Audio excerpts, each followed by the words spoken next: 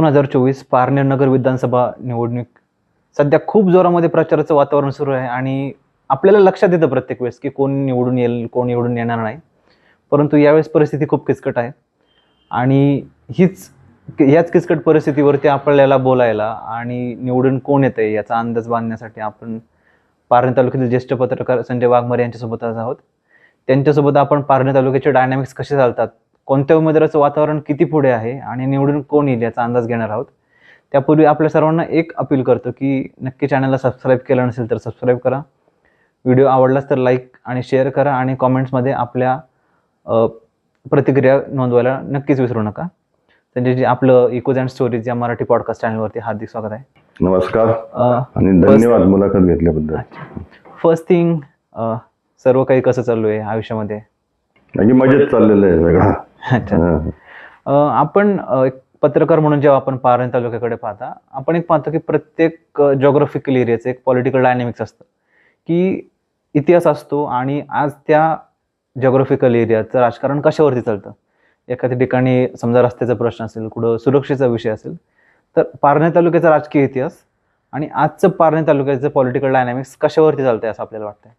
आपण जर पारनेर तालुक्याचा इतिहास पाहायचा जर ठरवला तर साधारण 1952चं पहिलं इलेक्शन ते आत्तापर्यंत म्हणजे साधारण 2004चं इलेक्शन आणि त्यानंतर जे पुढे झालेले परतचे 3 इलेक्शन्स, हे जर सगळ्या गोष्टी जर पाहिल्या आपण तर 1952 साली सुरुवातीचं इलेक्शन हे कम्युनिस्ट पक्षाच्या वतीने लढवलं गेलं होतं. म्हणजे कम्युनिस्ट पक्षाचे कैलासवासी भास्करराव होते त्यावेळेस विधानसभेची निवडणूक जिंकले होते. म्हणजे 1952 ते 1962 जवळजवळ 10 वर्ष ते कम्युनिस्ट आमदार पारनेर तालुक्याचे लाभलेले आहेत. त्यानंतर 1980 साली पुन्हा एकदा कैलासवासी बाबासाहेब ठुबे यांच्या रूपाने कम्युनिस्ट आमदार पारनेरला लाभले. आणि त्यानंतरच्या काळात मग काँग्रेस, राष्ट्रवादी काँग्रेस आणि मग शिवसेना. म्हणजे जर पारनेरचा प्रवास पाहिला आपण तर हा प्रवास लाल बावटा, तिरंगा ते भगवा अशा पद्धतीने हा राजकीय प्रवास झालेला आहे. म्हणजे हा प्रवास होत असताना त्या वेळेच्या गरजा, त्या वेळेच्या मूलभूत अडचणी, 1952ला जर अगदीच सुरुवातीचा काळ जर पाहिला विधानसभा निवडणुकीचा आपण, तर तसं पाहायला गेलं तर स्वातंत्र्य चळवळीतला सर्वात मोठा, त्याच राजकीय जरी म्हणता येणार नाही, पण एक काँग्रेस हा पक्ष स्वातंत्र्य चळवळीत मोठ्या प्रमाणावर सहभागी होता आणि स्वातंत्र्यानंतरच्या पहिल्या निवडणुकीत काँग्रेसबद्दल सहानुभूतीची एवढी प्रचंड लाट किंवा काँग्रेसबरोबर एवढी जनता असताना देशभरातली, त्यावेळेस पारनेर सारख्या ठिकाणी एक पुरोगामी डाव्या विचारसरणीचा पक्ष आणि त्यांचा उमेदवार निवडून येणं हे खरं तर निश्चितच कौतुकास्पद गोष्ट होती. तसा जर आपण विचार केला तर पारनेरची विचारसरणी ही सुरुवातीच्या काळात डावी विचारसरणी होती, पुरोगामी विचारसरणी होती. त्याची कारणं बहुधा अशी असू शकतील की पारनेर तालुक्यामध्ये, कारण दुष्काळी तालुका असल्यामुळं कष्टकरी शेतमजुरांची संख्या जास्त होती आणि डावी चळवळ ही भांडवलदारांच्या विरोधात आणि कष्टकरी शेतकऱ्यांसाठी काम करत असल्यामुळं साहजिकच कम्युनिस्ट पक्षाला त्यावेळेस चांगल्या पद्धतीनं सलग 10 वर्ष यश मिळाले. म्हणजे तसं जर पाहिलं तर 52चं इलेक्शन भास्करराव कम्युनिस्ट पक्षाच्या वतीने लढवलं होतं. त्यानंतर 1957चं निवडणूक त्यांनी महाराष्ट्र एकीकरण समितीच्या माध्यमातून लढवली होती. कारण संयुक्त महाराष्ट्र चळवळ त्यावेळेस जोमात होती. मुंबईसह संयुक्त महाराष्ट्र झाला पाहिजे अशा पद्धतीने ती चळवळ चालू होती. त्यामुळे सेनापती बापट असतील, भास्करराव आवटी असतील किंवा प्रके अत्रे वगैरे त्या काळातली किंवा यशवंतराव चव्हाण असतील, अशा पद्धतीनं जी संयुक्त महाराष्ट्राची चळवळ चालू होती आणि महाराष्ट्र एकीकरण समिती नावाच्या एका संघटनेनं ती इलेक्शन लढवलं आणि 57 साली भास्करराव आवटी त्यावेळेस पुन्हा एकदा आमदार म्हणून निवडून गेले होते. अच्छा. पण आपण 2004 मध्ये पाहिलं की कम्युनिस्ट पक्षापासून किंवा इथून मागचा जो कम्युनिस्ट पक्ष आहे तिथपासून अचानकपणे एक कट्टर हिंदुत्ववादी असलेल्या शिवसेना पक्षाकडे पारनेर तालुक्याची सत्ता गेली. 15 वर्ष विजयराव आवटी आमदार राहिले. पण आज असं एक दिसते की पारनेर तालुक्याचं राजकारण हे कोणत्या विचाराला धरून नाही, म्हणजे विचार केंद्रित नसून व्यक्ती केंद्रित झाले की विजयराव भास्कर आवटी त्यांचे समर्थक कट्टर काही असलं त्यांच्या बाजूने किंवा निलेश लंकेचे समर्थक त्यांच्या बाजूने. मग हे पक्ष केंद्रित राजकारण आता व्यक्ती केंद्रित पारनेर तालुक्यामध्ये झाले असं वाटतं आपल्याला? आता पहिल्यांदा सगळ्यात पहिला मुद्दा मकरंद तुझा असा होता की 2004 साली कट्टर हिंदुत्ववादी पक्षाकडे हा तालुका गेला. खरं तर तसं पाहायला गेलं तर त्यावेळेच्या राजकीय परिस्थितीनुसार किंवा राजकीय परिस्थितीची गरज म्हणून शिवसेनेचे आमदार विजय आवटी निवडून आले या ठिकाणी. पण त्याची जर पार्श्वभूमी पाहिली ते कसे निवडून आले की त्यावेळेस तत्कालीन आमदार वसंतराव झावरे यांच्या विरोधात जी मंडळी तालुक्यात होती त्यांची मोड बांधण्यात त्यावेळेसचे खासदार बाळासाहेब विखे यांनी प्रयत्न केले आणि एक विरोधकांची मोड बांधून त्यावेळेस एक चेहरा पाहिजे. त्या विरोधकांची मोड बांधल्यानंतर त्यासाठी एक कोणतरी उमेदवार पाहिजे. तर 2004 साली सुरुवातीला बाळासाहेब विखेंनीच काशीनाथ दाते सरांना पहिली पसंती दिली होती. दाते सरांना राष्ट्रवादी काँग्रेसची उमेदवारी मिळावी असे प्रयत्न सुद्धा त्यावेळेस वसंतराव झावरेंच्या विरोधात राष्ट्रवादी काँग्रेसची उमेदवारी दाते सरांना मिळावी असे प्रयत्न बाळासाहेब विखेंनी त्यावेळेस केले होते. परंतु नंतर त्यात काही यश आलं नाही त्यांना. मग त्यांनी ऐन वेळेला सर्व विरोधकांच्या वतीनं विजय आवटींचं नाव पुढं आलं आणि विजय आवटींना शिवसेनेची उमेदवारी मिळवून देण्यात त्यावेळेचे खासदार बाळासाहेब विखेंचा मोठा वाटा आहे. मग त्यातल्या आतल्या काही बऱ्याचशा गोष्टी झाल्या, त्याची चर्चा पण झाली, पण ते आता त्याचे काही पुरावे नसतात अशा गोष्टींचे, त्यामुळे ते काही बोलणं योग्य नाही. परंतु ही वस्तुस्थिती आहे. आणि मग त्यावेळेस वसंतराव झावरेंच्या विरोधात एकत्र आलेल्या मंडळींनी एकत्र येऊन मग ते वसंतराव झावरेंचा पराभव झाला आणि मग विजय आवटी तिथं आमदार झाले. आता ज्याला असं थेट म्हणता येणार नाही की डायरेक्ट शिवसेना ही हिंदुत्ववादी पक्ष होता आणि त्यामुळं एकदम विचार बदलले असं नाही. शिवसेनेचा शिरकाव निश्चितच पारनेर तालुक्याच्या राजकारणात झाला. शिवसेनेला यश मिळालं. शिवसेनेचा शिरकाव तसं पाहिलं संभाजीराव गायकवाडांनी 3 इलेक्शन लढवले होते त्याच्या आधीच, त्यावेळेस त्यांना यश आलं नव्हतं. आता थेट हिंदुत्वाचा किंवा शिवसेनेमुळे ते निवडून आले असंही काही नाही. हे सगळ्यांनी मिळून साथ दिल्यामुळे विजय आवटी. आणि तेच जर ते इलेक्शन मी चुकत नसेल तर ऑक्टोबर 2004 साली झालं होतं. आणि 2004च्या जानेवारी किंवा फेब्रुवारी किंवा फार मार्च एप्रिलमध्ये कोणी जर म्हटलं असतं की विजय आवटी पुढचे आमदार असतील तर त्याच्यावर कोणी विश्वास ठेवला नसता. पण ह्या 2004च्या ऑगस्ट नंतर ज्या घडामोडी झाल्या त्यातून मग विजय आवटींचं नाव पुढं आलं. त्यात सगळ्यांनी मदत केली आणि विजय आवटी आमदार झाले. अच्छा, आपण जेव्हा पॉलिटिकल डायनामिक्स पाहतो कुठल्या पण एका भागाचं, तेव्हा एक गोष्ट लक्षात येते की एक व्यक्ती त्या राजकारणाच्या सेंटरला असते आणि त्या व्यक्तीच्या अवतीभोवती मतदान होतं. एकतर त्या व्यक्तीला आपल्याला निवडून द्यायचं म्हणून मतदान होतं किंवा त्या व्यक्तीला पाडायचं म्हणून असं होतं. 2004 साली जसं आपण सांगितलं की अपोजिशन जेवढी सगळी होती ती विजय रावटींच्या रूपाने एकत्र झाली आणि त्यांनी वसंतराव झावरेंना पाडण्यासाठी मतदान केलं. 2019 साली देखील हेच झालं. म्हणजे 2009-14 मध्ये जी अपोजिशन होती ती माधवराव लमखडे आणि इतर काही मंडळी असतील त्यांच्या मते मतदान फुटलं आणि विजय रावटी निवडून आले. परंतु 2019 साली जे मतदान होतं अपोजिशनचं ते सगळं एकत्र झालं आणि त्याच्यामुळे विजय रावटींचं म्हणजे निलेश लंके निवडून येण्यापेक्षा 2019चे इलेक्शन हे निलेश लंके निवडून येण्यापेक्षा विजय रावटी पडणं असं जास्त होतं. नाही, तसंही नाही बरं का. की त्यावेळेस जसं 2004ला सगळे विरोधक एकत्र एकवटले होते तसं 2019ला झालेलं नव्हतं.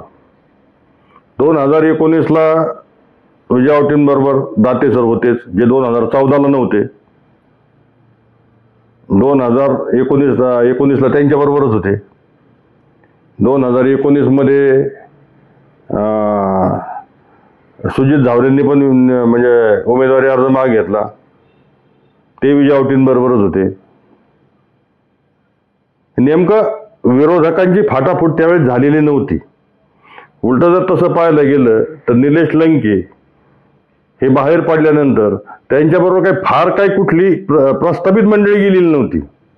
त्यांच्याबरोबर त्यांचं निलेश लंके प्रतिष्ठान होतं आणि नंतर राष्ट्रवादीमध्ये प्रवेश केल्यानंतर राष्ट्रवादीची काही मंडळी होती. पण पूर्ण राष्ट्रवादी त्यांच्यावर आली नव्हती, कारण सुजित झावरे राष्ट्रवादी होते पण सुजित झावरे ऐन वेळेला विजय आवटींबरोबरच राहिले. ते त्यांनी फॉर्म भरला होता पण त्यांनी तो मागे घेतला ऐन वेळेला. त्यांनी विजय आवटींनाच मदत केली. त्यावेळेस विखे पण विजय आवटींबरोबरच होते.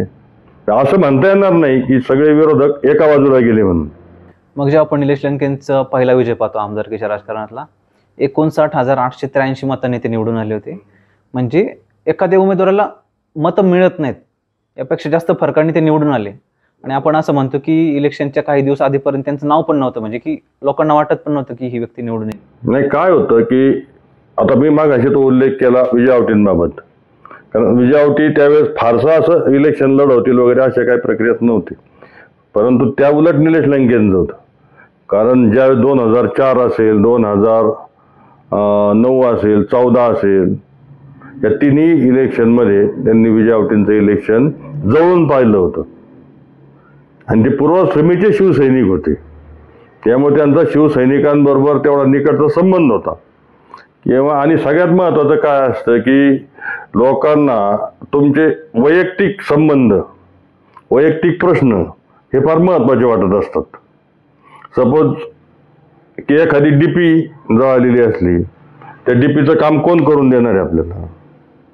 साधे साध्या गोष्टी, अगदी रेशन कार्डचं काम जरी असलं तरी लोकांना अपेक्षा असते ते एखाद्या सरपंचाने करू द्यावं, कोणतरी आणखीन कुठल्या तरी पुढाऱ्याने आपलं काम हे झालं पाहिजे. आपण जर तहसील कार्यालयामध्ये जर खेटे मारत बसलो ते काम होत नाही. आज जर पाहिलं की तो माणूस त्यावेळेस तो झटत होता लोकांसाठी. त्यामुळं त्या निलेश लंकेच्या पाठीमागं त्यावेळेस कार्यकर्त्यांचं मोह होतं. आजही कमी अधिक फरकाने ते आहे.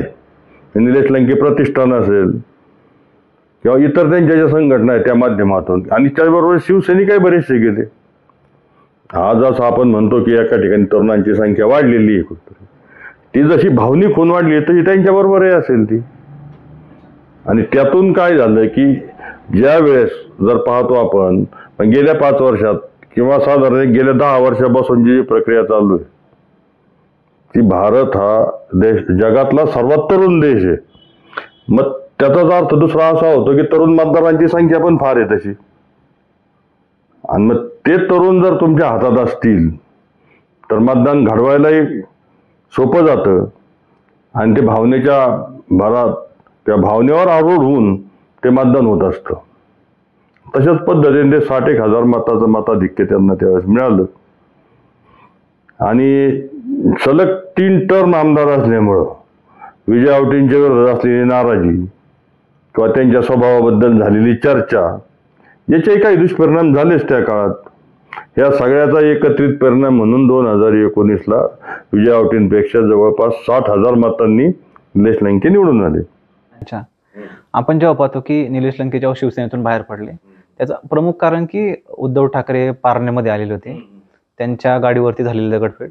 आणि जेव्हा निलेश लंके शिवसेनेतून बाहेर पडले, त्यांच्यासोबत तरुणांचा एक खूप मोठा घोळका त्यांच्यासोबत बाहेर पडला. यातच सर्वात मोठं नाव होतं विजय सदाशिव आवटी. निलेश लंकेंसोबत ते देखील बाहेर पडले. आणि गेल्या 1-2 वर्षापूर्वीच त्यांचे निलेश लंकेंसोबत काही वादामुळे ते निलेश लंकेंपासून दूर झाले आता. मग विजय आवटी हे निलेश लंकेंपासून वेगळे निघाल्यामुळं वैयक्तिक निलेश लंकेंच्या वोट बँकला किती डॅमेज झाला असं आपल्याला वाटतं? आता ते लोकसभेच्या वेळेस पण ते बाजूलाच होते विजय आवटी. लोकसभेच्या निवडणुकीतही बाजूला असल्यामुळे त्यांना एक थोडाफार फटका पारनेर तालुक्यातही बसलाच निश्चितच. कारण त्यांचा स्वतःचा तालुका असूनही एक साधारण 40,000 मताचं लीड पारनेर तालुक्यातून त्यांना मिळाले. म्हणजे पारनेर नगर लोक विधानसभा मतदारसंघातून तेच लीड थोडंफार जास्त झालं असतं. परंतु फार मोठं डॅमेज झालं अशातला भाग नाही तो. एक साधारण की खूप मोठा त्यातून फरक पडला आणि त्यांचं डॅमेज फार मोठ्या प्रमाणावर झालं. लोकसभेला मताधिक्य मोठ्या प्रमाणावर घटलं असं तर काही झालेलं नाही. डॅमेज झाले पण त्याचा दुष्परिणाम काय फारसे निलेश लंकेंवर त्या इलेक्शन मध्ये तरी जाणवलेले नाहीत. आज जर पाहिलं आपण तर त्यांना विधानसभेला 60,000 मतं होती एक्स्ट्रा, म्हणजे मताधिक्य 60,000चं होतं, ते 40 पर्यंत घसरलं खाली. त्याचं कारणही तेवढंच होतं, तुल्यबळ उमेदवार समोर होता. आणि 5 वर्ष 19ला जी कोरी पार्टी होती निलेश लंकेंची, समजा 2024च्या आत्ताच्या लोकसभा निवडणुकीत त्यांच्यावर आरोप करण्याला थोडीफार काही गोष्टी ती संधी विरोधकांकडे होती, त्याचेही काही डॅमेज झाले असेल. किंवा लोकसभेला मतदानाची टक्केवारी कमी असते त्यामुळे मार्जिन पण कमी असतं. अशा 2-3 घटकाचा परिणाम होऊन त्यांचं मताधिक्य घटलं काही प्रमाणात, परंतु त्यातून डॅमेज काहीच झालेलं नाही त्यांना. कारण आज पहिला खासदार त्यांच्या रूपाने पारनेरला मिळाला, ते मताधिक्य प्लस श्रीगोंद्याचं मताधिक्य हे जर पाहिलं तर त्यातूनच ते निवडून आले ना. पण आता येत्या विधानसभा निवडणुकीमध्ये ठीक आहे, डायव्हर्स तेव्हा कमी होतं, पण आता येत्या निवडणुकांमध्ये त्याचा किती परिणाम होईल? आता सध्याची निवडणूक चालू आहे, यात सगळी गणितं बदललेली आहेत सध्याची. म्हणजे सर्वसाधारणपणे आत्तापर्यंतच्या निवडणुका फार तर दुरंगी किंवा तिरंगी व्हायच्या, पण आता जर पाहिलं तर आपण ही निवडणूक पंचरंगी आहे जवळपास. म्हणजे राणी लंके आहेत, दाते सर आहेत, त्यानंतर माजी आमदार विजय आवटी आहेत, माजी नगराध्यक्ष सदाशिव आवटी आहेत, आणि नगर तालुक्यातून जिल्हा परिषदेचे माजी सदस्य संदेश कारले आहेत. हे 5 उमेदवार तर आहेत आणि इतर 7 उमेदवार आहेत.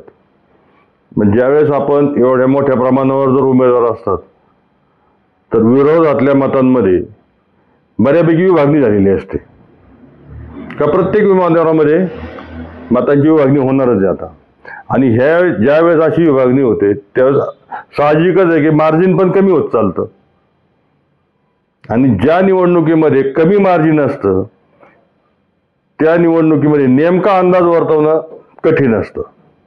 आणि त्यात की सलग आता आपण जर पाहिलं तर मे मध्ये इलेक्शन झालेत लोकसभेचे, त्यानंतर 4-5 महिन्यातच 4 महिन्यात तर याची विधानसभेची प्रक्रिया चालू झाली. म्हणजे महिन्यापासून आपण त्या निवडणुकीच्या याच्यातच आहोत.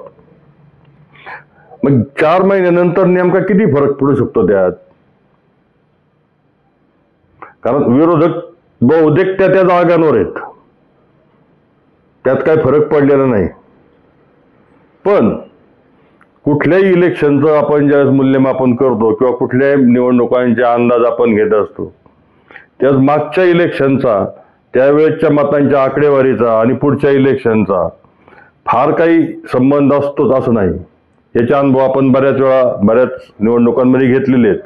म्हणजे मागच्या वेळेस अमुक उमेदवार इतक्या मतांनी निवडून आला म्हणजे तो परत येईलच असं काही नसतं, किंवा त्याला मागच्या वेळेस 70-80 हजार मतं पडली होती, पराभूत झाला म्हणजे 70-80 हजार मतं त्या उमेदवाराची खिशातच असतात, त्याचीच आहेत, त्याच्या घरातलीच, असं काही नसतं. ते त्या वेळेच्या परिस्थितीवर ते अवलंबून असतं.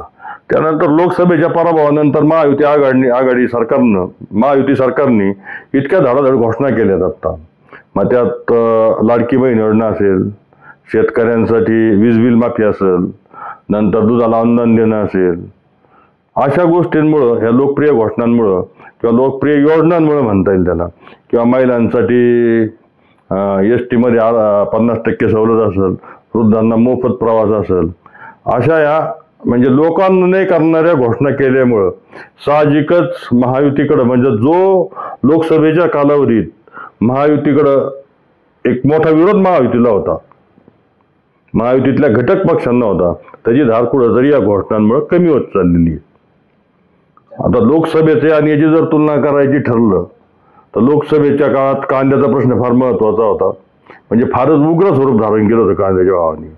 कांद्याच्या प्रश्नाने उग्र स्वरूप धारण केलेलं असल्यामुळे शेतकरी प्रचंड नाराज होता, कारण त्या निर्यात बंदी लादली होती. एकतर भाव कमी, भाव फार पूर्ण पडलेले होते कांद्याचे, आणि भाजपच्या केंद्र सरकारने ते निर्यात बंदी लावली होती. दुधाचे दर कमी होते.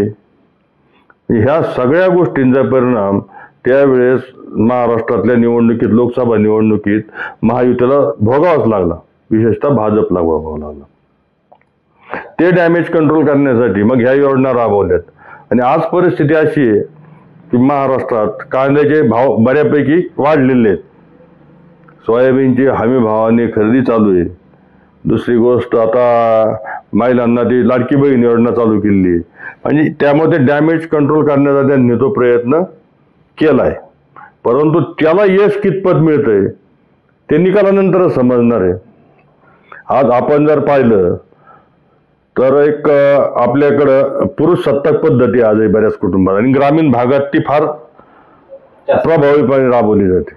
आज ज्यावेळेस मतदान असतं त्यावेळेस आदल्या दिवशी किंवा सकाळी ठरतं, घरातला पुरुष कुठतरी सांगतो की आपल्याला इथं मतदान करायचंय, आणि बऱ्याच घरांमध्ये ते होतं. म्हणजे ते चुकीचं आहे असं माझं मत आहे, कारण महिलांनी त्यांच्या विचारांनी, कारण त्यांनी पण आता सक्षमीकरण वगैरे हे शब्द किंवा त्यांच्यासाठी आरक्षण आलंय, महिलांनी सक्षम व्हायला पाहिजे, त्यांनी त्यांच्या स्वतःच्या पद्धतीने विचार केला पाहिजे. पण तसं होताना अजून तरी ग्रामीण भागात दिसत नाही.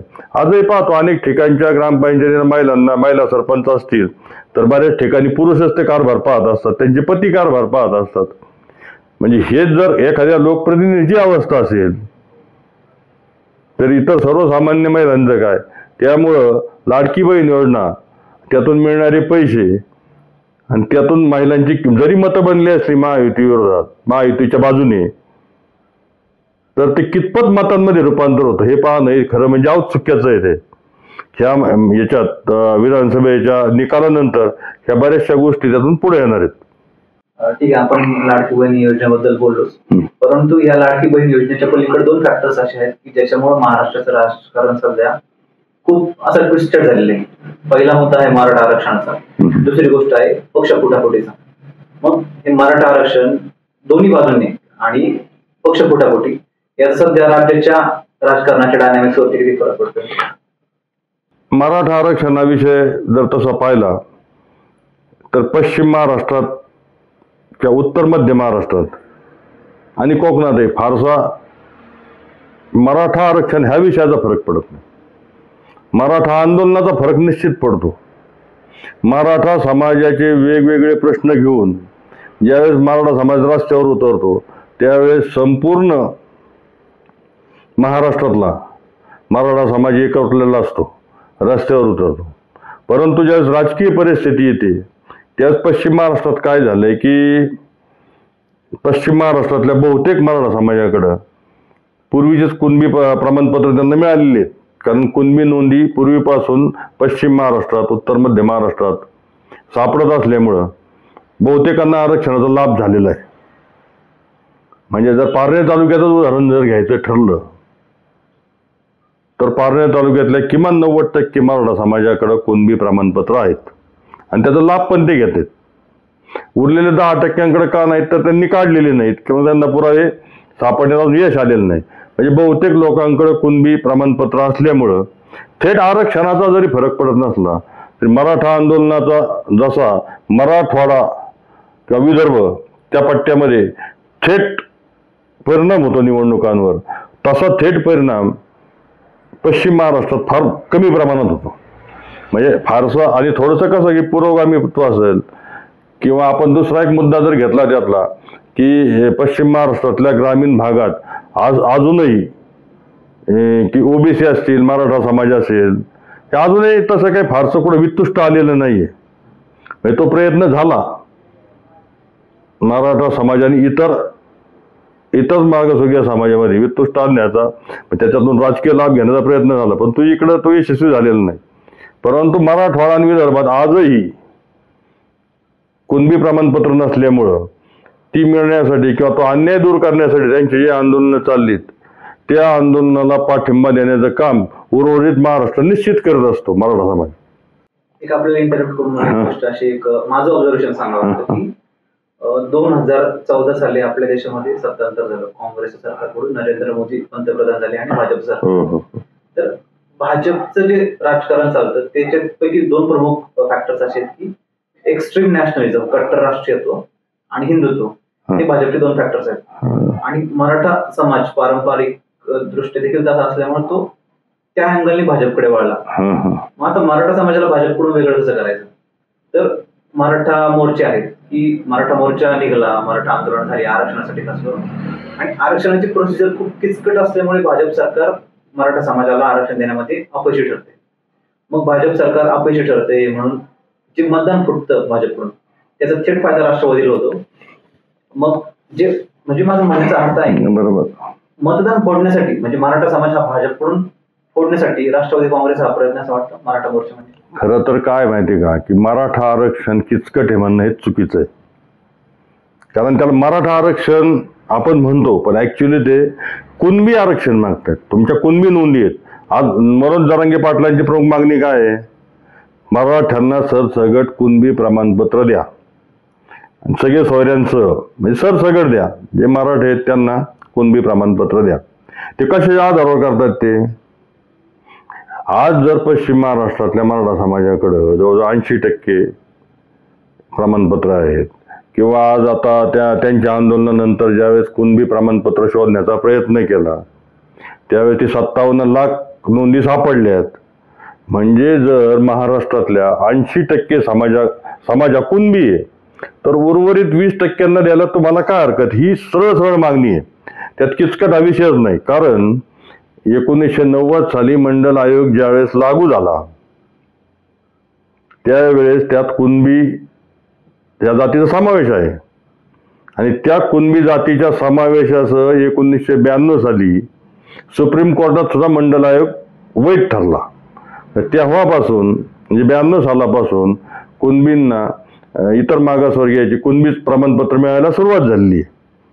मग असं असताना तर 80% समाजाकडं कुणबी प्रमाणपत्र आहेत किंवा त्यांच्या कुणबी नोंदी निघत आहेत, तर उरलेल्या 20% समाजाला कुणबी प्रमाणपत्र द्यायला काय हरकत आहे? असं एवढीच मागणी आहे ती. त्यात किचकट कसा केलाय की जर मराठा समाजाला आरक्षण दिलं तर ते 50% जास्त जाईल आणि ते टिकणार नाही घटनेच्या पातळीवर. पण ती मागणीच नाही ना मुळात. मागणी काय आहे ती? कुणबी प्रमाणपत्राची मागणी. मराठा समाज हा कुणबीच आहे. कुणबी म्हणजे काय? शेती करणारा तो कुणबी. कसं होतं की सुरुवातीला शिवछत्रपतींच्या काळात मराठा समाज युद्धावर जायचा, त्यावेळेस तो क्षत्रिय असायचा किंवा लढवाई असायचा, आणि युद्धावरून परत आल्यावर तो शेती करायचा. शेती करतो तो कुणबी. एवढा सरळ सरळ विषय असताना मग 20% लोकांसाठी जेवढं ताणून धरायची काही गरज नव्हती सरकारने. मागणी जर तुमची 50% जास्त आरक्षण द्या अशी नाहीच आहे मुळात. मागणी कुणबीचीच आहे ना, त्यात कुठं किचकटचा विषय नाही, काय नाही. पण काय झालं की जर आपण देशाचा विचार केला तर तो फार वेळ चालतो तो इंटरव्ह्यू, कारण त्याला 2011 पासूनच्या वेगवेगळ्या आंदोलनांची पार्श्वभूमी आहे, ते कशा पद्धतीने बदललं गेलं वगैरे. त्याचा एक वेगळा इंटरव्ह्यू आपण करू निश्चितच एखाद दिवशी. आता आपण आपल्या विधानसभेपुरतं बोलू. आपण जेव्हा पाहतो आता की निलेश लंके सध्या राणी लंके हा प्रमुख उमेदवार आहेत, मग हे इतर जे उमेदवार आहेत आपण एकामागून आपण उमेदवारांची चर्चा करू. सर्वात प्रबळ उमेदवार त्यांच्या विरुद्ध आहेत दाते सर.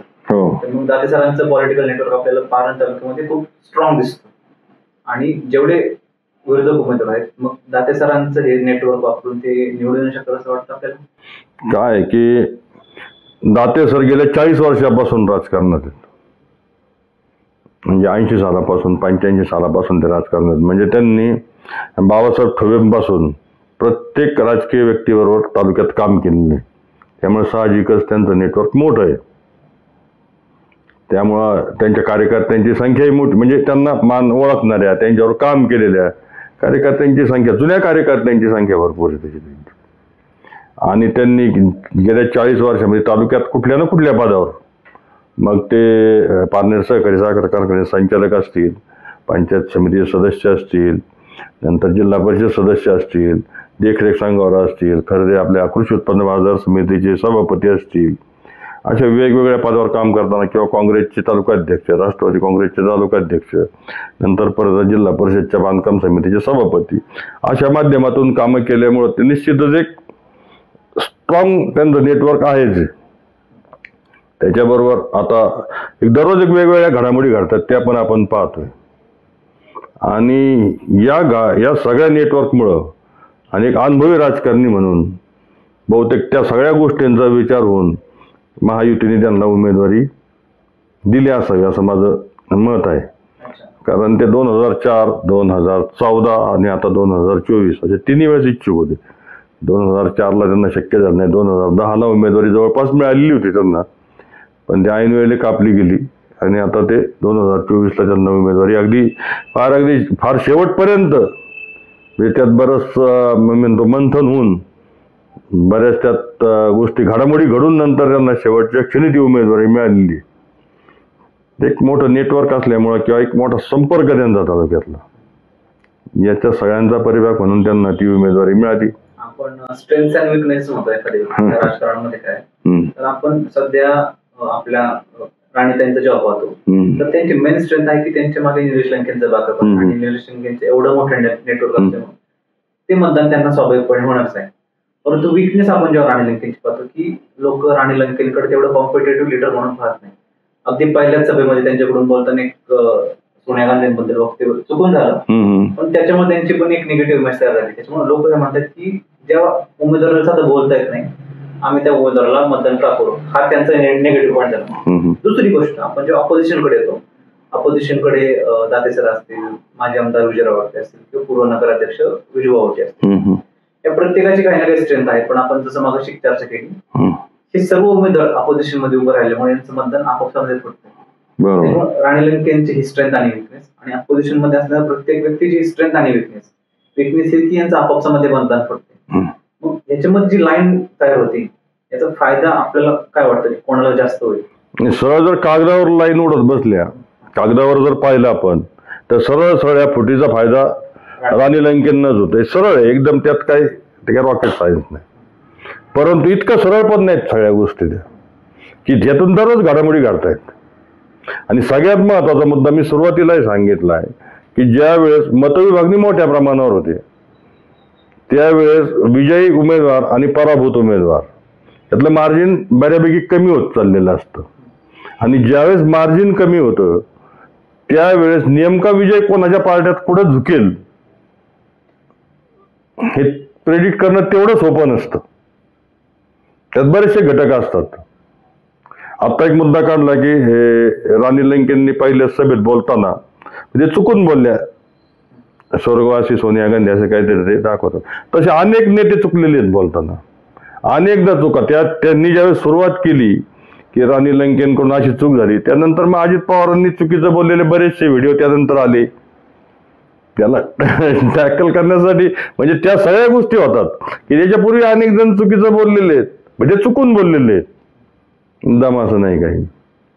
किंवा आता चुकून म्हणण्यापेक्षाही कालचं जर परवाचं ते जामखेडचं ते पाशा पटेलचं भाषण जर कुणी पाहिलं असेल, पाहिलं की नाही मला माहित नाही, पण इतक्या म्हणजे खालच्या पातळीवर भाषण करण्याचा सर्वोत्कृष्ट नमुना म्हणता येईल त्याला. किती खालच्या पातळीवरून भाषण करता येतं. म्हणजे अशा पद्धतीने भाषण त्यांच्याकडून चूक झाली असेल किंवा इतरांकडून अनेक चुका होतात, त्याचं भांडवलही केलं जातं, पण त्याचा फार इम्पॅक्ट होईल असं वाटत नाही. हा भाषणाचा मुद्दा नाही. राणी लंकेंकडे जी ऍडमिनिस्ट्रेशन ते सांभाळू शकत नाही आपण म्हणतो. याच्या आधीच मी राणी लंकेंची देखील म्हणतो, परंतु प्रशासन सांभाळणार ठीक आहे, त्यानंतर महिला सक्षमीकरणार, पण त्या करणार कसं? ठीक आहे, प्रशासन त्या तितकं सांभाळू शकत नाही असं लोकांचं म्हणणं आहे. तो जो विषय आहे तो त्यांच्याकडचाच आहे मुद्दा. खरं म्हणजे त्यांनी त्याच्यावर क्लिअर केलं पाहिजे नेमकं त्यांची स्ट्रेंथ काय आहे. त्यांनी आतापर्यंत मला तर असं वाटतंय की त्यांनी पंचायत समितीचं उपसभापती भूषवलं आहे, जिल्हा परिषद सदस्य होत्या, नंतर आता जिल्हा नियोजन मंडळाच्या सदस्य होत्या. म्हणजे त्या साधारण 10-12 वर्ष त्या या क्षेत्राशी संबंधित आहेत, राजकारणाशी संबंधित आहेत, प्रशासनाशी संबंधित आहेत. त्यांनी निश्चित काहीतरी ठरवलेलं असेलच त्यांनी. आता अर्थात त्यांनी काय नेमकं कशा पद्धतीने विचार केलाय त्याच्यावर आपण चर्चा करणं योग्य नाही. नेमका तो त्यांचा विचार आहे कशा पद्धतीने काम करायचं वगैरे. पण साधारण एक 10-12 वर्ष म्हणजे महिला असो किंवा पुरुष असो, ठीक आहे, पुरुष जरा लवकर किंवा सहजता येईल त्याच्यात, महिलेला सुद्धा यायला पाहिजे असं मला वाटतंय. 12 वर्ष त्यांनी वेगवेगळ्या पदावर काम केलंय आणि त्या व्यक्तिगतरित्या आपण स्वतः पाहतो की गेले 5 वर्ष की ते व्यक्तिगतरित्या प्रत्येक कार्यक्रमात सहभागी होत असतात. म्हणजे त्यांना की कुठंतरी असं कुठल्या मिटिंग पासून रोखलं गेलेलं असलं असं मला वाटत नाही कधी.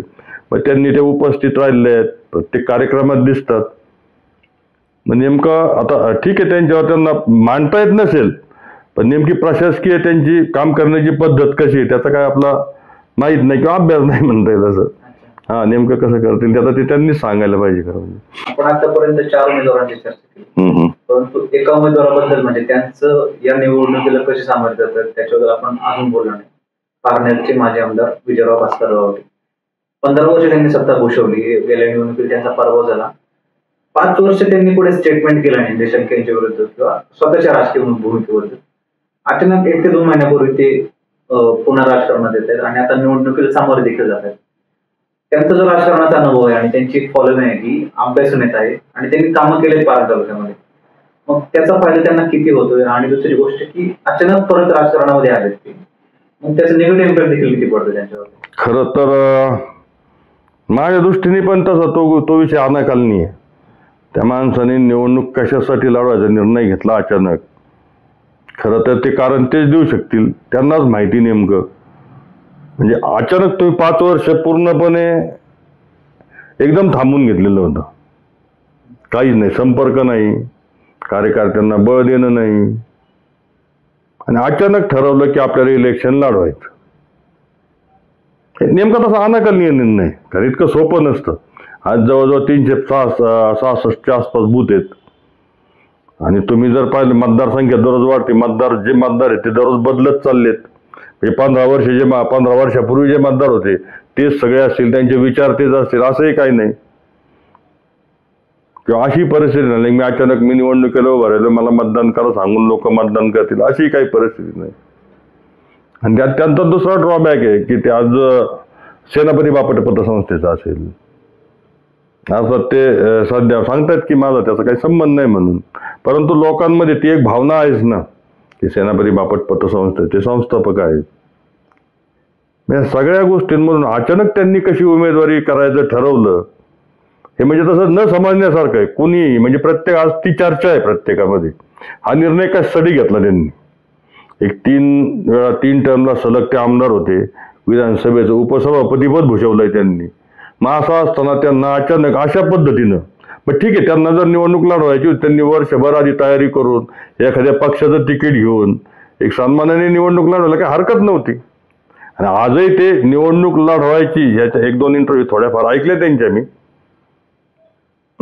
कुठंतरी ते आपलं असं राज्य पातळीवर, देश पातळीवर सांगत असतात, ते हरकत नाही. पण एक साधारण त्यांनी निश्चित 15 वर्ष त्यांना लोकांनी संधी दिली होती, काम करण्याची पण संधी दिली होती.